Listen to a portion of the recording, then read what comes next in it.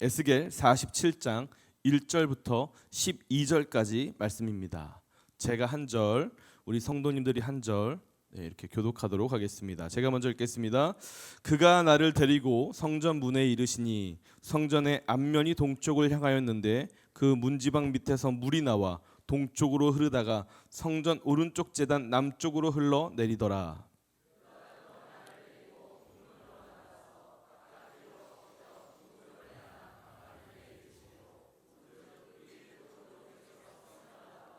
그 사람이 손에 줄을 잡고 동쪽으로 나아가며 천척을 측량한 후에 내게 그 물을 건너게 하시니 물이 발목에 오르더니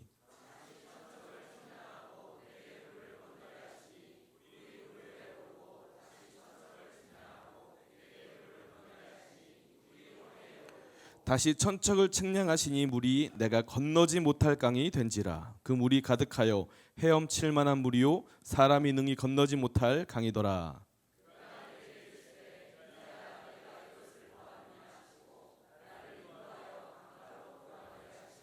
내가 돌아가니 강 좌우편에 나무가 심이 많더라.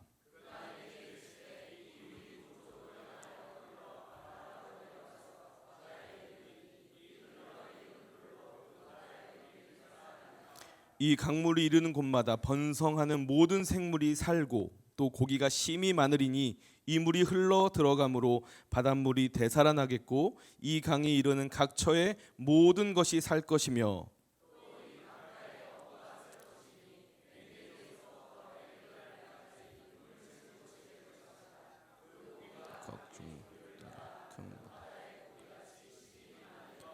그 진펄과 개펄은 되살아나지 못하고 소금 땅이 될 것이며 강 좌우가에는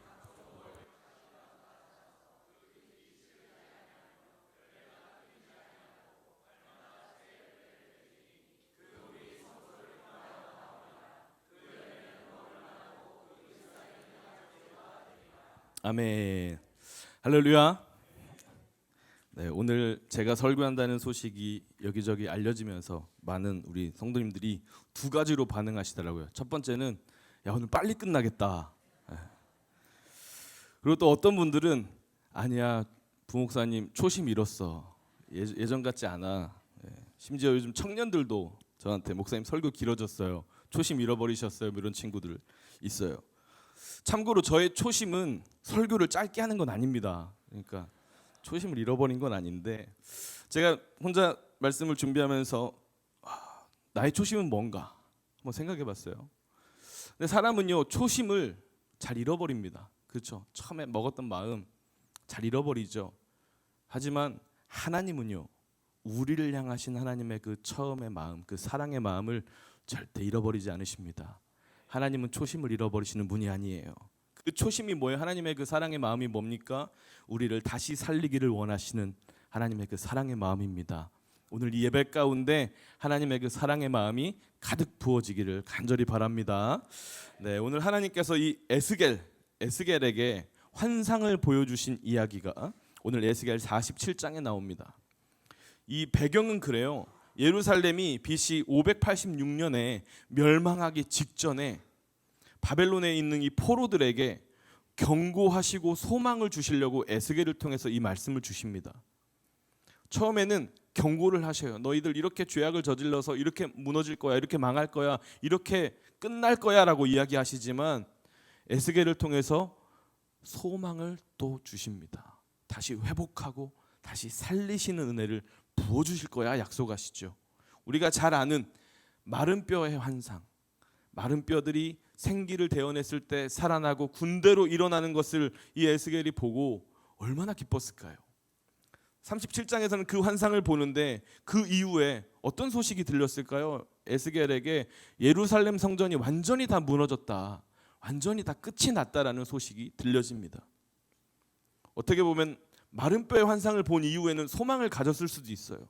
하나님이 다시 일으켜 세우셔서 바벨론을 이겨내고 다시 일어서겠구나 라고 기대했을지 모르지만 예루살렘 성전이 완전히 무너졌다는 소식을 듣고 아마 마음에 큰 절망과 포기가 있었을 수도 있겠어요. 하지만 하나님은 오늘 이 에스겔 47장을 통해서 에스겔에게 무너진 그 성전을 다시 환상으로 보여주셔요. 그리고 그 성전의 문지방에서부터 물이 흘러가는 걸 보여주십니다. 그리고 그 물이 흘러서 점점점 큰 강을 이루고 그 강물이 가는 그 끝에 가는 그 바다, 그 죽어 있는 그 바다까지도 다시 살아난다는 것을 보여주시는 거예요. 여러분, 저는 이 설교를 준비하면서 제가 간절하게 기도한 게 있어요. 그게 뭐냐면, 하나님, 아름다운 꿈의 교회로부터 생수의 강이 흘러가게 하여 주시옵소서. 우리 교회로부터 흐르는 이 생수의 강이 가정과 도시와 나라와 민족을 살려 주옵소서. 이 기도 제목 하나 붙들고 오늘 말씀을 준비했습니다. 여러분, 우리는 세상 속에서 살고 있습니다. 우리는 육적인 이 세상 속에서 살다 보니까 이 영적인 사람들은 영적인 메마름과 시듦, 이 고갈됨이 느껴져요. 그래서 날마다 우리는 교회에서 흘러나오는 이 생수의 강물로 다시 회복되어야 됩니다. 예수 믿지 않는 사람들이 예수 믿고 변화되고 달라지는 것을 우리는 구원이라고 말하고요. 예수 믿고 있는 사람들이 신앙생활 열심히 하다가 때로 메마르고 시들어져 있을 때 다시 살아나는 것을 리바이벌, 부흥이라고 합니다. 여러분, 지금 우리에겐 부흥이 필요합니다. 메마르고 시들어져 있는 우리에게 성령의 단비를 부어주셔서, 성령의 강수를 부어주셔서 다시 살아나는 부흥이 임할 것을 주님의 이름으로 축복합니다. 여러분, 부흥은 우리에게 어떻게 부어질까요? 첫 번째, 부흥은 성전에서부터 시작됩니다. 에스겔을 하나님이 이끄셔서 성전 이곳저곳을 보여주시죠. 근데 이곳저곳을 보다가 성전 문지방이 어디냐? 성전 문이 닫혀져 있는데 그 아래서부터 흘러나오는, 그 문 아래서부터 흘러나오는 한 줄기의 물을 봅니다. 1절을 보시면 이렇게 이야기하죠. 그가 나를 데리고 성전문에 이르시니 성전의 앞면이 동쪽을 향하였는데 그 문지방 밑에서 물이 나와 동쪽으로 흐르다가 성전 오른쪽 제단 남쪽으로 흘러내리더라. 문지방에서부터 흐르는 그 물이 성전을 휘감고 이제 흘러가기 시작한다는 거예요. 여러분, 다시 살아나는 이 부흥은 하나님이 계시는 이 성전에서 시작됩니다. 조금 더 심플하게, 간단하게 하나님으로부터 시작되는 거예요. 부흥은 우리가 만들어내는 것이 아닙니다. 10데이즈 리바이벌 우리가 앞두고 있는데요, 거기에 임할 이 부흥도 우리가 만들어내는 게 아니에요. 예배팀이 열심히 준비한다고 만들어내는 것도 아니고, 설교자가 설교를 잘한다고 부흥이 만들어지는 게 아닙니다. 하나님이 원하시면 부어주시는 거예요. 많은 사람들이 이 부흥을요 하나의 구호로 얘기했어요. 그래서 부흥하면 막 교회가 성장하고 사람들이 많아지고 그럴 거라고 생각하고 부흥을요 이벤트성으로 막 만들어냈어요. 하지만 그렇게 사람이 만들어내는 부흥은 단 한 번도 없었습니다. 부흥은 하나님의 자녀들이 다시 살아나기 원하시는 그 하나님이 부어주시는 거예요. 여러분, 메마르고 시든 우리가 다시 살아나기 위해서는요, 누군가 생수를 부어줘야 됩니다. 한 주 전에 교회에 시들어 있던 화초가 하나 있었어요. 제가 보기에는 너무 바싹 말라서 아마 죽었나 보다, 그 쓰레기통에 그냥 버려야겠다라고 생각이 들 만큼 바싹 마른 화초가 있었습니다. 근데 또 우리 포기를 모르는 우리 최무숙 전사님이 거기에 물을 그냥 찰랑찰랑 넘칠 정도로 가득 부어 놓으셨더라고요. 저는 속으로 생각했어요. 저런다고 사나? 괜히 물만 아깝지 않나? 버리는 게 나을 것 같은데. 근데 몇 시간 후에 그 화초가 살아났어요. 여러분, 그 화초의 능력이 대단한 걸까요? 아니면 최무숙 전사님이 그 물 줄 때 뭔가 특별한 물을 줬을까요? 아닙니다. 이 화초가 살아날 수 있었던 이유는 이 화초를 살리겠다는 의지가 있는 사람이 물을 부었기 때문이에요. 여러분, 화초에 대해서 알고 그 화초에 대해서 이건 반드시 살릴 거야, 이 기대와 믿음, 반드시 살아날 거야 라는 기대와 믿음 있는 사람이 물을 부었을 때 결국 사는 거예요. 하나님도 마찬가지입니다. 지금 우리의 모습, 야 이거 바싹 말라서 살 수 있을까? 가끔 청년들하고 이게 비데스크 하면서 서로 나눔하면 청년들이 정말 진실하게, 목사님 저는 이미 끝났어요, 저는 글러먹었어요, 뭐 이런 애들이 있어요. 고백을 해요. 근데 그 청년들이요 철이 없어서 그렇게 고백할까요? 사실 우리 속으로 다 그 생각하잖아요. 야 나는 진짜 글러먹었다, 나는 진짜 가능성이 없다. 그렇지만 하나님은요 우리를 살리기 원하십니다. 생수를 부어주실 거예요. 성령의 강력한 생수를 부어주셔서 다시 살아나는 그 부흥을 우리에게 주실 줄로 믿습니다. 이 부흥은요, 우리가 말로만 부흥 하나님이 부흥을 주실 거야 이렇게만 해서 끝나는 게 아닙니다. 부흥의 통로가 있어요. 부흥의 통로는 뭡니까? 바로 예배입니다. 예배를 통해서 우리는 부흥을 경험하는 거예요. 구약 시대에는요, 하나님을 만나려면 성전, 성소 그 깊은 곳으로 들어갔어야 했어요. 하지만 신약 시대에는요, 예수님이 이 땅에 오셔서 우리를 위해 십자가 지시고 다시 사심으로 인해 예수님을 통해서 하나님을 만나는 방법이 달라졌어요. 요한복음 7장 37절부터 39절인데요. 우리 같이 한번 읽어볼까요? 시작. 명절 끝날 곧 큰 날에 예수께서 서서 외쳐 이르시되 누구든지 목마르거든 내게로 와서 마시라. 나를 믿는 자는 성경의 이름과 같이 그 배에서 생수의 강이 흘러나오리라 하시니 이는 그를 믿는 자들이 받을 성령을 가리켜 말씀하신 것이라. 예수께서 아직 영광을 받지 아니하셨으므로 성령이 아직 그들에게 계시지 아니하더라. 아멘. 39절에요. 목마른 자들아 예수님께 와서 생수를 마셔라 그러잖아요. 근데 38절에 참 재밌는 말씀 나오죠. 나를 믿는 자는 성경의 이름과 같이 그 배에서 생수가 나온다. 생수를 예수님께로부터 받는데 배에서 생수가 나온대요. 그래서 저는 성경을 잘 모를 때 이 배, 그럼 이 배, 그럼 배가 많이 나온 사람들은 생수를 많이 받았구나. 은혜를 많이 받았구나. 그래서 배가 나올수록 좋은 거구나. 여러분 이 히브리어 원어를 헬라어 원어를 잘 보면 이렇게 돼 있어요. 이 배라는 단어가 코일리아예요. 코일리아라는 단어가 무슨 뜻이냐면 마음에서, 내 내면에서, 내 속에서부터 나온다는 거예요. 여러분 이 속에서 나오는 게 뭘까요? 성령님이 내 안에 내주하실 때 내 안에 계시는 성령님이 강력하게 흘러나오신다는 거예요. 우리 안에 계시는 성령님이 드러나신다는 거예요. 여러분 이건 저의 해석이 아닙니다. 39절을 보시면 이 생수의 강은 성령을 말씀하는 거야 라고 이야기하는 거예요. 우리 안에서부터 성령의 그 생수의 강이 흘러가기 시작하는 거예요. 여러분 이 예수님과 이 만남, 예수님을 통해서 이제는 우리 안에 내주하시는 성령님을 우리는 하나님을 날마다 만날 수 있게 되었습니다. 믿으십니까? 날마다 하나님과 만나는 거예요. 그래서 이렇게 이야기합니다. 복음주의 강해 설교자 마틴 로이드 존스 목사님은요, 부흥이라는 걸 이렇게 이야기하세요. 하나님께서 그의 백성에게 성령을 부어주시는 오순절의 반복이다 이렇게 이야기합니다. 오순절의 반복. 마가의 다락방에 임했던 그 강력한 그 부흥의 역사가 반복되어서 계속 일어나는 것이 부흥이다 말하는 거예요. 여러분 우리는 그 부흥을 볼 것입니다. 이번 10데이즈 리바이벌 집회를 통해서 우리는 그 부흥을 보게 될 것입니다. 여러분 그래서 하나님이 우리에게 원하시는 건 뭐냐? 하나님은요 우리와 함께 하시기를 원하셔서 하나님이 날마다 우리에게 다가오셔요. 하나님은 언제나 우리와 함께 하시기를 원하십니다. 믿으십니까? 하나님이 여러분과 날마다 함께 하기를 원하십니다. 믿으십니까? 예. 하나님이 항상 그리워하시는 게 있어요. 그게 뭐냐면 에덴 동산에서 아담과 하와와 함께 산책했던 그 추억을 하나님 너무 그리워하세요. 함께 있기를 원하시는 거. 여러분 사랑하는 사람과 함께 산책하면 좋죠. 네, 부부끼리 산책 별로 안 하시죠? 네. 저는 아내와 교회에서 시간만 나면 둘이 손잡고 이렇게 뱅글뱅글 교회 주변을 많이 산책합니다. 가다가 많이 걸려요 성도님들한테.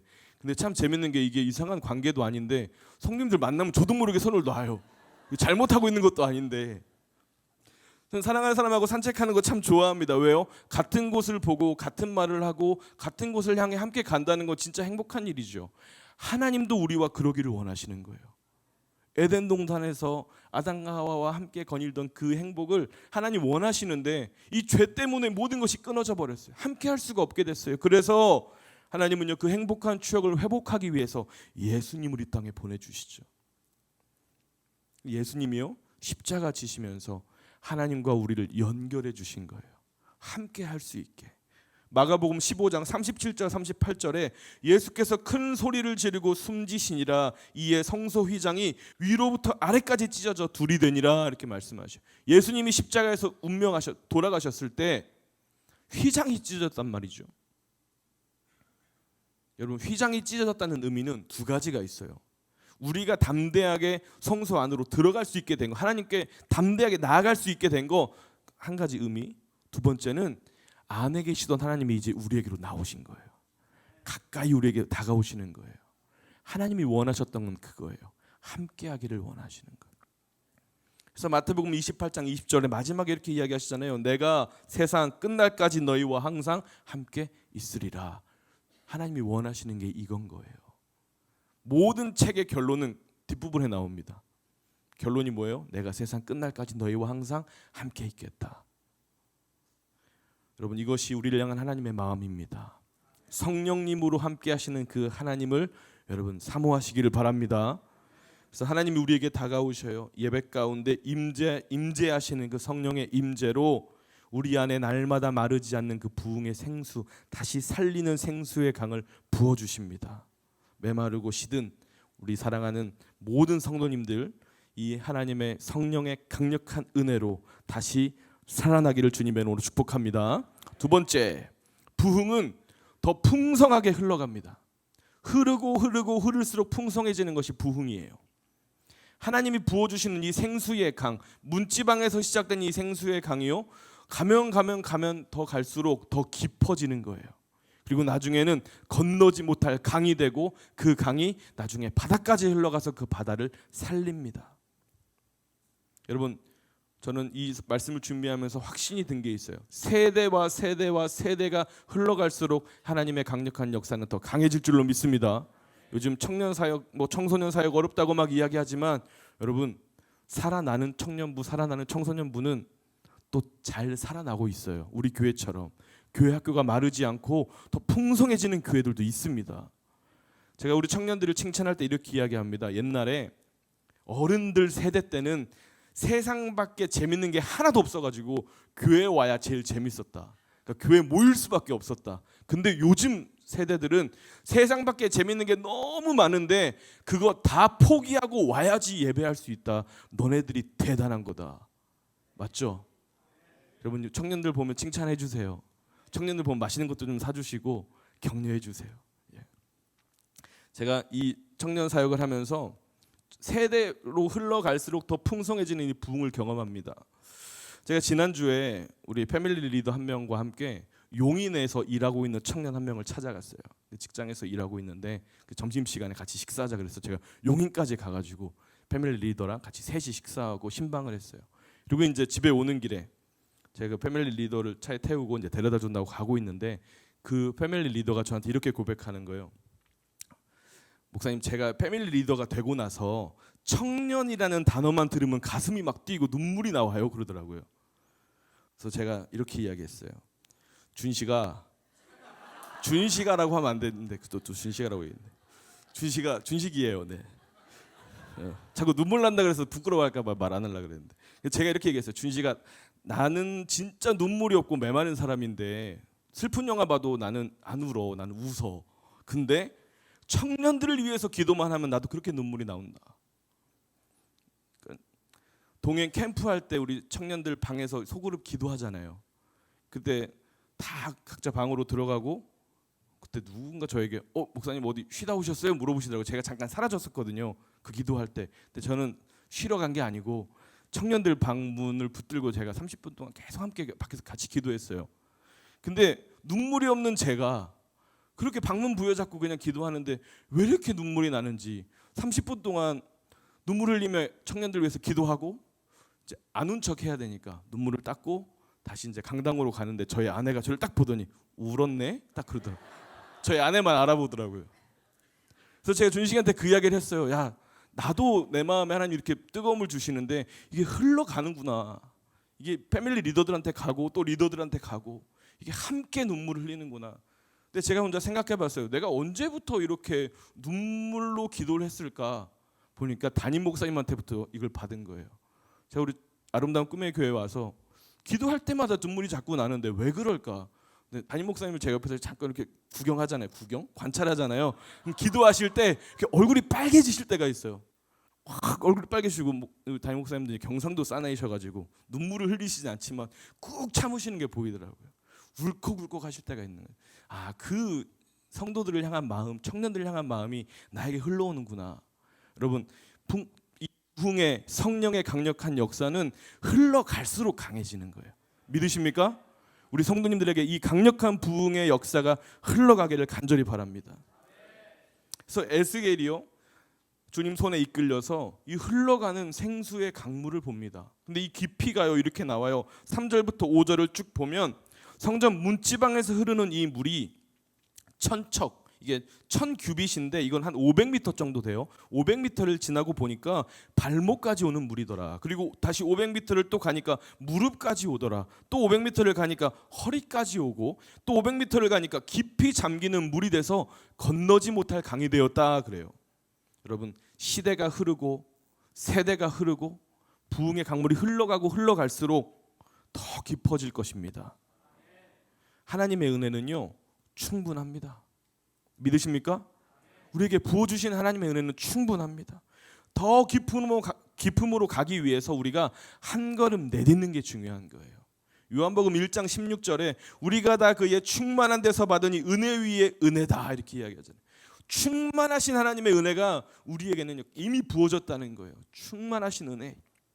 근데 문제는 뭘까요? 우리가요 그 한 걸음을 내딛지 못하는 거예요.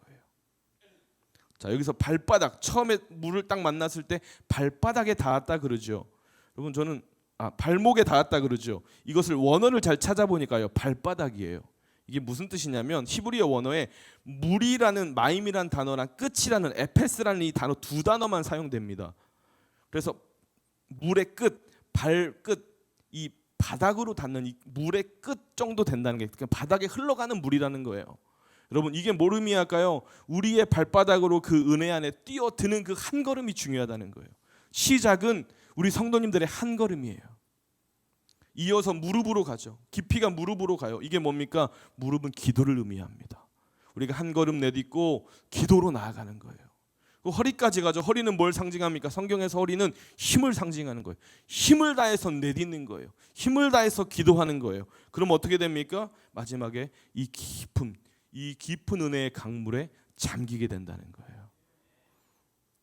여러분, 여기서 중요한 게 있어요. 제가 이 말씀 준비하면서 3절부터 5절을 계속 읽으면서 묵상했는데 눈에 띄는 딱 한마디, 3절 4절에 반복되는 게 있어요. 건너게 하시니 그래요. 발목에 있을 때 건너게 하셨고, 무릎에 있을 때 건너게 하셨고, 허리에 찼을 때도 건너게 하셨고, 결국 어디까지 이끄십니까? 잠길 때까지 이끄신다는 거예요. 하나님이 여러분들을 초대하십니다. 건너게 하십니다. 발목에 있다면 이제 건너게 하시고, 무릎에 있다면 더 깊은 곳으로 이끄십니다. 허리에 있다면 더 깊은 곳으로 이끄시는 거예요. 여러분, 이번 10days 리바이벌을 통해서 이 깊음으로 나아가시기를 주님의 이름으로 축복합니다. 제가 아이들과 함께 동물원에 가서 아주 작은 펭귄을 본 적이 있어요. 한 2.5kg 되는 정말 아기 펭귄, 아가 펭귄. 근데 이 펭귄이 물 밖에 있을 때는요 뒤뚱뒤뚱 잘 못 걷더라고요. 겨우 걸어요. 그래서 제가 아픈가 싶을 정도로 아가 펭귄이 겨우겨우 걷는데 물에 퐁당 들어가서 물 위에서 수영하는데 수영을 제법 잘하더라고요. 그래서 펭귄은 펭귄이구나. 근데 물속으로 꼬르륵 들어가서 수영을 하는데 정말 빠르게 수영하고 180도 턴을 하는 거예요, 펭귄이. 그래서 제가 속으로 제 알바구나. 제 생선 2마리 더 받아가지고 이렇게 쇼하는 애구나. 너무 너무 자유롭게 수영을 하는 거예요. 여러분, 이게 뭘 의미하냐면요, 하나님의 자녀들은요 물 밖에서 부흥을 구경하면 쭈뼛쭈뼛합니다. 하지만 부흥의 물속으로 퐁당 들어가면 자유함이 넘칠 줄로 믿습니다. 그곳이 우리의 춤추고 뛰어놀 그라운드가 바로 부흥의 물속이에요. 여러분, 모두 다 그 속으로, 그 깊음으로 함께 동참하시길 바랍니다. 그래서 여러분, 필요한 게 있어요. 발을 딛는 그 한 사람이 필요합니다. 그 부흥의 물로 들어가려고 발걸음을 내딛는 그 한 사람. 여러분, 사도행전 2장에 오순절 마가의 다락방에 성령님 임하셨을 때 우리는 전체를 보니까 120명의 성도 전체를 보니까 집단적으로 역사가 일어났다고 생각하는데 아니에요. 3장 2절 같이 한번 읽어볼까요? 사도행전 2장 3절 시작. 마치 불의 혀처럼.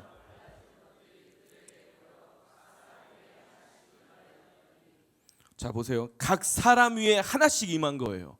한 사람 한 사람에게 하나님 불을 붙여주시는 거예요. 성령님은 한 사람 한 사람을 찾아오십니다. 믿으십니까? 그 한 사람이 우리 성도님들 되시기를 간절히 바랍니다.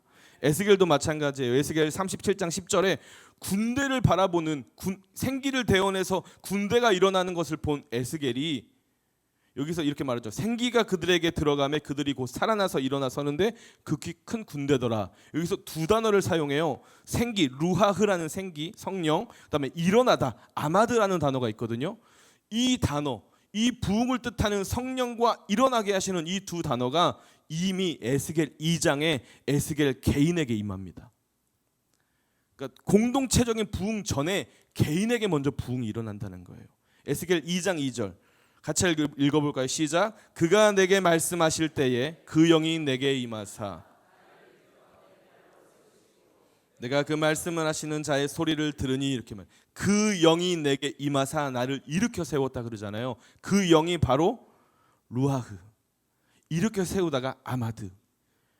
루하흐에서 아마드하는 이 부흥이 에스겔에게 먼저 임한 거예요. 여러분 그 부흥 한 사람을 먼저 만나주시는 그 성령의 강력한 부흥이 우리 성도님들에게 일어나기를 주님의 이름으로 축복합니다. 그래서 이번 10데이즈 5번째 10데이즈 집회인데 이번에는 특별합니다. 우리 교회만 은혜 받고 우리 교회만 성령 충만하자가 아니라 우리 교회를 통해서 전국의 21개 교회가 함께 성령으로 충만하자 계획하고 준비하고 있습니다. 여러분 한 사람 한 사람이 봉합불을 켜서 이 전국의 모든 교회에 불을 붙일 것입니다. 믿으십니까? 우리 함께 꿈을 꾸는 거예요. 그러기 위해서는 불을 켠 한 사람이 중요합니다. 우리 성도님들 한 분 한 분이 봉화의 주인공, 부흥의 주인공 되시기를 간절히 바랍니다. 자, 마지막 세 번째, 부흥은 모든 것이 살아나는 거예요.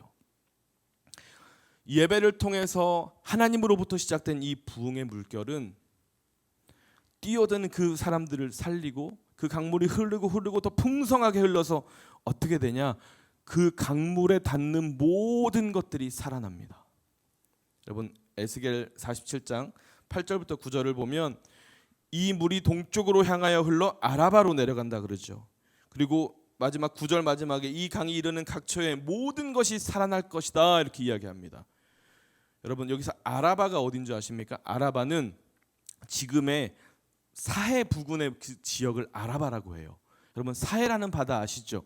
염도가 너무 높아서 생물이 살지 못하는 죽은 바다라고 부르는 게 바로 사해입니다. 사해 주변은 땅도 다 죽어요. 근데 신기하게도 이 부흥의 생수의 강물이 흘러가고 사해까지 흘러갔을 때 그 죽은 바다가 살아납니다. 그리고 그 주변 지역도 살아납니다. 왜 에스겔에게 하나님이 이 환상을 보여주셨을까요? 에스겔의 상황은 그래요. 포로로 잡히고 25년 정도 지난 후에 이 환상을 보여주셨다고 성경학자들은 이야기합니다. 예루살렘 성전 다 무너졌고 이스라엘 민족 다 포로되었고 다 종살이하고 있고 가족들은 다 뿔뿔이 흩어졌고 자녀들은 하나님 자녀라는 정체성을 잃어버리고 예배가 사라졌어요. 영혼육의 상태가 완전히 메마르고 시들어 있는 이 척박하고 좌절만 있는 이 상황에 이 캄캄한 세상 속에서 에스겔에게 이 환상을 보여주시는 거예요. 너의 주변 환경들은 지금 다 죽어 있지만 하나님이 살리실 거다. 지금 우리에게도 주시는 말씀입니다. 지금 우리의 삶, 나는 끝났다라고 생각이 들고 나는 가망이 없다라고 생각이 들고 가장 메마른 내 인생의 시기같이 느껴지실 때 이때가 부흥의 때인 줄로 믿습니다. 이렇게 절망적이고 힘들고 메마르고 시들어 있는 이 상황이 가장 영광스러운 시기가 되는 거예요. 여러분 지금 내가 메마르고 시들어 있다라고 생각하신다면 부흥의 강물로 뛰어드시기를 바랍니다. 예배의 자리로 나오시기를 바랍니다. 성령의 은혜를 구하시기를 바랍니다. 다시 살리는 부흥의 역사가 우리에게 임할 줄로 믿습니다. 시편 1편 3절에 그는 시냇가에 심은 나무가 철을 따라 열매를 맺으니 그 잎사귀가 마르지 아니함 같으니 그가 하는 모든 일이 다 형통하리로다. 할렐루야. 이것이 우리에게 주시는 말씀이에요. 우리가 생수의 강에 뛰어들면 환경은 상관없습니다. 어떠한 환경이든지 그 잎사귀가 마르지 않고 열매를 맺고 모든 일이 형통하리라. 여러분 이 회복은요, 부흥으로 경험하는 이 다시 살아나는 이 회복은 일회적인 회복이 아닙니다. 그냥 여러분 힘드니까 좀 힘내세요, 잘 되겠죠, 이런 일회적인 회복이 아니라 영원한 회복이에요. 믿으십니까? 영원한 회복. 에스겔 47장 마지막 절 12절을 보면 좌우 가에 있는 각종 먹을 과실 나무가 자라서 그 잎이 시들지 아니하며 열매가 끊이지 아니하고 달마다 새 열매를 맺으리니 그 물이 성소를 통하여 나옴이라. 그 열매는 먹을 만하고 그 잎사귀는 약재료가 되리라. 이렇게 결론이 납니다. 그 강물이 흐르고 나무가 살아나고 잎사귀가 시들지 않고 열매가 끊이지 않아요. 근데 열매가 어떻게 맺혀요? 달마다 새로운 열매가 맺혀요. 여러분, 이것은 에스겔이 본 이 환상은 요한계시록 22장 1절 2절에 나오는 마지막 때의 환상을 본 거예요. 22장 1절 2절 같이 한번 읽어볼까요? 시작. 또 그가 수정같이 맑은 생명수의 강을 내게 보이니 하나님과 및 어린 양의 보좌로부터 나와서 길 가운데로 흐르더라. 강 좌우에 생명나무가 있어 12가지 열매를 맺되 달마다 그 열매를 맺고 그 나무 잎사귀들은 만국을 치료하기 위하여 있더라. 아멘. 이것이 우리에게 약속된 하나님의 다시 살리시는 부흥인 줄로 믿습니다. 우리 모든 성도님들의 가정과 사업장, 일터에 잎사귀가 시들지 않기를 주님의 이름으로 축복합니다. 열매가 끊이지 않기를 축복합니다. 달마다 새로운 열매가 가득하기를 주님의 이름으로 축복합니다. 왜 우리에게 부흥을 주시고 왜 우리를 살리실까요? 하나님의 계획과 하나님의 큰 꿈이 있기 때문입니다. 우리를 통해서 살리기를 원하시는 이 도시와 우리를 통해서 살리기를 원하시는 이 나라와 이 민족이 있기 때문입니다. 믿으십니까? 하나님은요, 작은 분이 아니에요. 그냥 한 사람 살려놓고 와 나 잘했다, 아이고 나 수고했어, 이런 분이 아니에요. 우리를 살리심을 시작으로 도시와 나라와 민족을 살리실 거예요. 여러분, 그 큰 꿈을 함께 꾸시기를 간절히 바랍니다. 말씀을 마무리하겠습니다. 우리가 꼭 기억해야 될 것이 있습니다. 우리는 다시 살아납니다. 성령의 능력으로 부흥의 강물로 모든 것이 다시 살아날 것입니다. 저희 아이들이 축구를 참 좋아합니다. 8살 쌍둥이, 아들 쌍둥이인데 둘이 축구를 너무 좋아해서 지금 오하비 학교 다니면서 쉬는 시간, 점심시간마다 여기 앞에 여기서 축구해요. 주차장 여기 내려가는 그 길에서 축구를 합니다. 그래서 저희 아이들은 축구를 이 교회에서 배웠기 때문에 평지에서는 축구를 못해요. 이 내리막길이어야지 공을 잘 찹니다. 아마 손흥민보다도 잘 찰 거예요. 내리막길에서 차면. 제가 한번 축구장 같은 데 데리고 가서 공 찼는데 공을 못 차요. 평지여가지고. 근데 이 아이들이 이제 저런 데서 차는 게 우리 남성교회에서 보시기에 너무 좀 걱정되셨나 봐요. 위험해 보이셨나 봐요. 그래서 이번에 옆에 막 공 찰 수 있는 공간 막 잘 만들어 주시더라고요. 참 제가 학부모로서 참 감사한데 저희 아이들이 그렇게 험하게 공을 차니까 날마다 옷에 빵꾸가 나요. 신발도 빵꾸가 나요. 어제도 태희 옷을 입고 태희가 엘리베이터를 같이 딱 탔는데 무릎에 빵꾸 난 옷을 입고 나온 거예요. 그래서 엄마는 옆에서 화가 나죠. 야, 좋은 옷 많은데 왜 또 그걸 입었니? 그러니까 저희가 아이들이 옷이 찢어지고 신발이 구멍이 나면 새 옷, 더 좋은 신발 이렇게 준비하거든요. 사주거든요. 근데 애들이 고집을 부려요. 자기가 입던 거 편한 거, 자기가 신던 편한 신발, 찢어진 바지여도 내가 편하니까 맨날 그 옷만 입는 거예요. 그럼 제가 왜 이야기하는 줄 아세요? 여러분, 아이처럼 내 고집, 내 생각 버리지 못하면 새로운 부흥의 바람을 경험하지 못합니다. 지금 여러분들 속으로 10번의 집회니까 한 3번 정도 나오면 타율 괜찮지 않나? 이렇게 생각하실 수 있어요. 야구 아닙니다, 여러분. 처음부터 마음 먹는 거예요. 난 이번에 10번의 집회 목숨 걸고 한번 나오겠다. 할렐루야. 할렐루야. 예. 여러분, 예배드리다가 피곤해서 죽었다는 사람 없잖아요. 그죠? 예배드리다 너무 피곤해가지고 나 코피 터져서 실려갔다 없잖아요. 여러분, 우리가 목숨 걸고 뛰어드는 거예요. 부흥의 강물에 한 발짝 내딛는 것이 시작입니다. 내가 10days 리바이벌 이 집회 때 부흥 경험하겠다. 살아계신 하나님 내가 진짜 제대로 만나보겠다. 내가 봉화의 불이 되겠다. 마음 먹으면 여러분 10번을 결단하시는 거예요. 하나님 아버지는 이미 우리를 위해서 새로운 바람을 준비해 놓으셨습니다. 우리 고집 다 내려놓고 우리 생각 다 내려놓고 그 부흥의 바람, 예비하신 그 부흥의 파도에 함께 뛰어드는 우리 모두가 되기를 주님의 이름으로 축복합니다. 우리 함께 찬양하고 함께 기도하겠습니다. 오소서 진리의 성령님,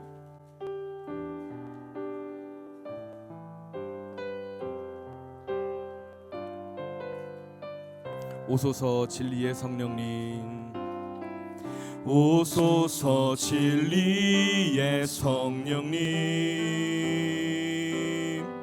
이 땅 흔들며 임하소서. 거짓과 탐욕 죄악에 무너진 우리 가슴 정케 하소서. 오소서 은혜의 성령님, 오소서 은혜의 성령님, 하늘 가르고 임하소서. 거룩한 불꽃 하늘로서 임하사 타오르게 하소서. 주 영광 위. 우리 간절한 마음으로 찬양합니다. 부흥의 불길 타오르게 하소서. 진리의 말씀 이 땅 새롭게 하소서. 은혜의 강물 흐르게 하소서. 성령의 바람 이 땅 가득 불어와 흰 옷 입은 주의 순결한 백성 주의 영광 위에 이제 일어나. 아멘. 열방을 치유하며 행진하는 영광의 그날을 우리 간절한 마음으로 찬양합시다. 부흥의 불길 타오르게 하소서. 진리의 말씀 이 땅 새롭게 하소서. 아멘. 주님 우리가 간절히 원합니다. 은혜의 강물 흐르게 하소서. 성령의 바람 이 땅 가득 불어와 흰 옷 입은 주의 순결한 백성 주의 영광 위에 이제 일어나. 열방을 치유하며 행진하는 영광의 우리 한 번 더 믿음으로 고백합시다. 부흥의 불길 타오르게 하소서. 진리의 말씀 이 땅 새롭게 하소서. 은혜의 강물 흐르게 하소서. 성령의 바람 이 땅 가득 불어와 흰 옷 입은 주의 순결한 백성 주의 영광 위에 이제 일어나. 아멘. 열방을 치유하며 행진하는 영광의 그날을 이 시간 함께 기도하실 때 하나님 부흥의 강물에 내가 뛰어들겠습니다. 우리 결단하며 기도합시다. 하나님 우리의 모든 것들이 성령의 능력으로 다시 살아나리라 선포합시다. 하나님 이번 10데이즈 집회 기간 동안에 주의 부흥을 부어 주시옵소서. 다시 살아나는 은혜를 경험하게 하여 주옵소서. 성도들의 가정이 살아날지어다. 성도들의 자녀들이 회복될지어다. 다같이 주여 한번 부르시고 기도하겠습니다. 주여. 오늘 들었던 이 말씀이 듣는 말씀에서 끝나지 않고 여러분들의 삶에 살아내는 말씀으로 생명력 있는 말씀이 될 수 있기를 주님의 이름으로 다시 한번 축복합니다.